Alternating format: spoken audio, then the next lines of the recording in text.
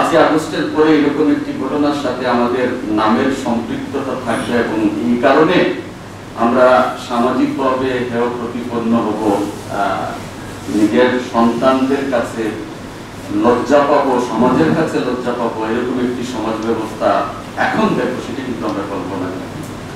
আমরা আতঙ্কিত এই কারণে যে আজকে এখানে কথা বলার কারণে যদি ভবিষ্যতে আবার অন্য কোনো তালিকায় সেই শীর্ষে আমাদের নাম থাকে, সেই গ্যারান্টিটুকু আমাদেরকে কে দেবে।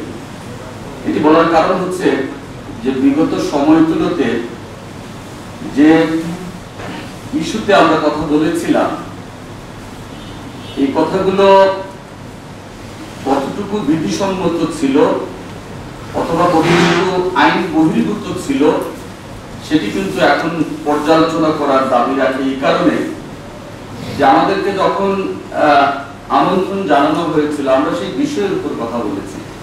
আমরা বলেছি যে জীববৈচিত্র্য যাতে নষ্ট না হয়, পরিবেশের যাতে ক্ষতি না হয়, সেই বিবেচনায় নিয়ে ওই জনপদের মানুষগুলোর জীবিকা নির্বাহের যে পথগুলো আছে সেটি আমলে নিয়ে সনাতন পদ্ধতিতে তাদের এই পথটুকু খোলা যায় কিনা, এই পদ্ধতি চালু করা যায় কিনা, সেটি আমরা বলছি না যে আমাদের কথার উপরে খুলে দেওয়া হোক। সেটি বিশেষজ্ঞ টিম গঠন করেন, তাদের মতামত নেন এবং সেই তাদের মতামতের ভিত্তিতে এই সিদ্ধান্তগুলো নেওয়া উচিত অথবা বাঞ্ছনীয় ছিল। এই কথাগুলো রিপিটেডলি আমরা বলেছি, জেলা প্রশাসক মহোদয় সম্মেলন কক্ষে বলেছি, শ্রমিকরা যখন আন্দোলন করেছেন সেখানেও কিন্তু আমরা এই কথাগুলোই বলেছি।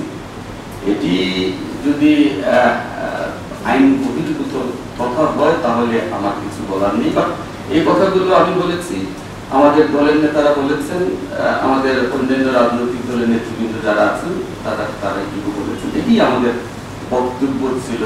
এর বাইরে আমার মনে হয় না আমরা কিছু বলেছি। আমরা যে কাগজে আমাদের নামগুলো আমরা দেখেছি এবং শীর্ষ নামটি কিন্তু আমার। এই অপরাধের অথবা এই লুপ্তরাজের বিরুদ্ধে কিন্তু আমরা দীর্ঘ 1.5 দশক আন্দোলন করেছি, আমরা কথা বলেছি, আন্দোলন করেছি এবং সেটি করতে গিয়ে কিন্তু আমরা নির্যাতিত হয়েছি, নিপীড়িত হয়েছি, কারান্তরীণ হয়েছে, অসংখ্য মামলার আসামি হয়েছি, বছরের পর বছর আমরা ঘর বাড়ি ছাড়া ছিলাম।